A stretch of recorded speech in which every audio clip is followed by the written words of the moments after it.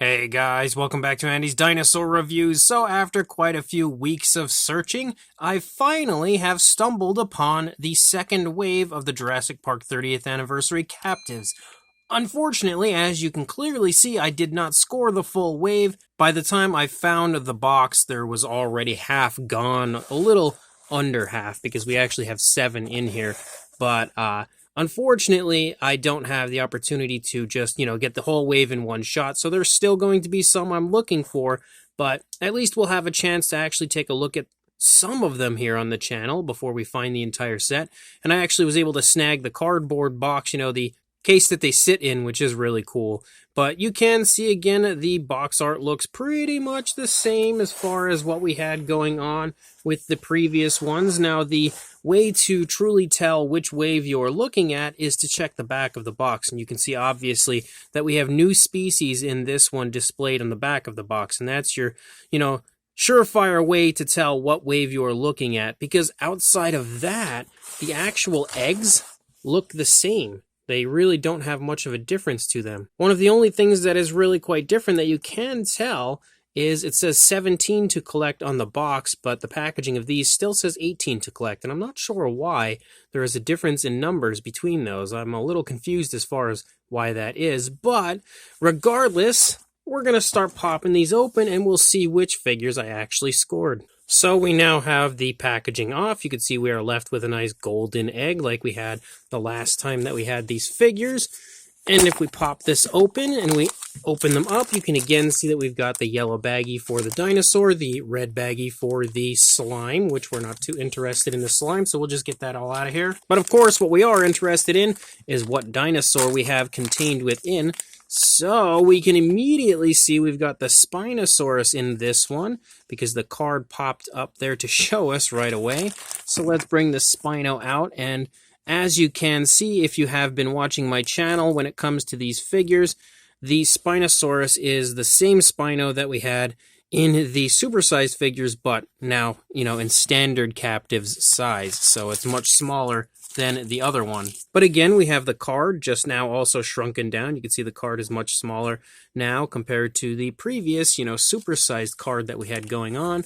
And then we also have the kind of pamphlet here, the little booklet to show us all the figures that are contained within. If you don't find the actual box, you may not know exactly, so this is definitely the best way to tell what's inside. And hypothetically, we could have almost the entire wave here, but not quite, because there are, how many are there here in this wave? We've got 8 altogether, and I have 7 eggs here, but I really don't expect to actually get, almost all of them. I'm sure I'm going to have a repeat or two, hopefully no more than that. So the next entrant into my collection is not going to come out easily.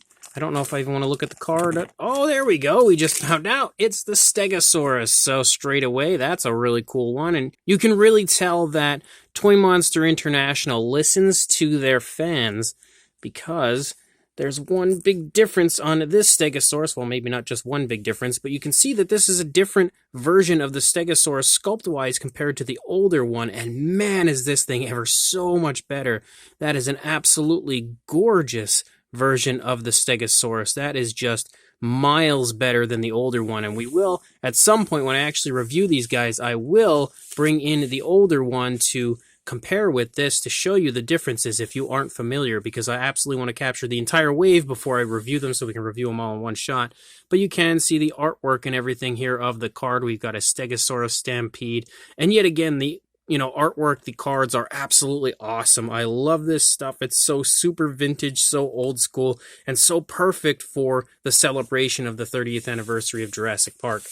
And then we've got another one here, so we'll keep our fingers crossed again that we don't have a repeat, and we can clearly see we don't, and that right there is a telltale sign that I'm really excited about this one. That's one that I've really been wanting to get my hands on. We have the Compy in here, and I just dropped it, but that's actually neat how real that little tail there looks. It looks like it would be part of a real lizard, but I really wanted to get the Compy. I think the Compy is the one I was most excited about for this wave. The Gallimimus was the one I was most excited about in the first wave, and the compy looks really cool. I think I could definitely snag about 10 more of those compies before I'd be pretty content with my collection of those. But you can see again we have Compsognathus Carnage, which shows a beautiful image there of some compies, and they're clearly attacking someone as we can kind of see them back there in the moonlight. So really awesome card yet again. The artwork of these, each and every one, is just perfect. So we're doing good so far. 3 in, no repeats. Hopefully we don't have a repeat again, and hopefully I didn't just jinx myself. And if we do get a repeat, I hope it's a compy. But this time, don't look at the card. Don't want to see the card. Let's just pop the dinosaur out. So that's definitely a Spinosaurus. I did jinx myself.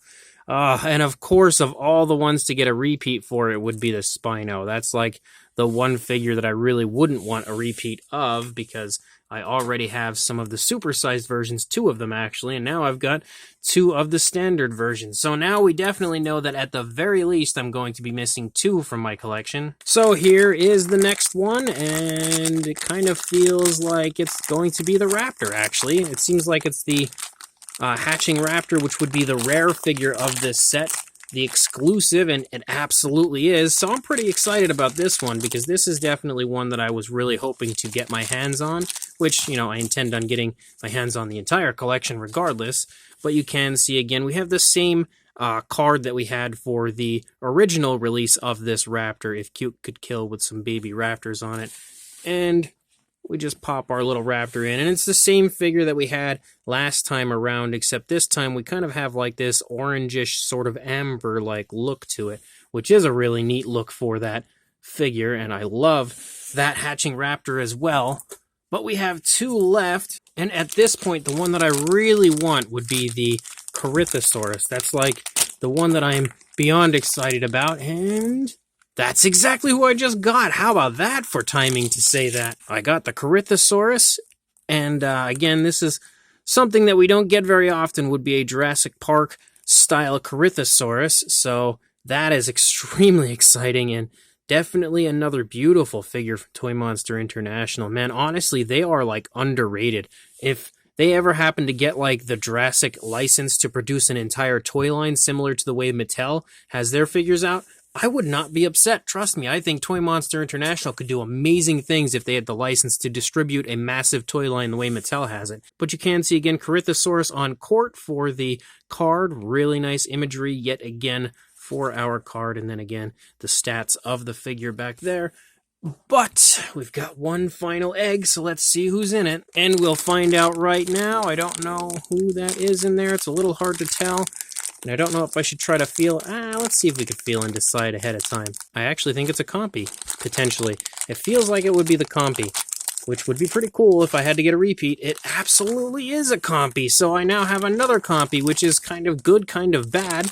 It's good because I want more compies, but it's bad because now I have even more from this line that I'm going to have to find and acquire, but I'm already starting to get a little pack of compies. That one actually stands pretty nicely. The other one wasn't standing too well, but we now have a visual here on what we were able to acquire from this round.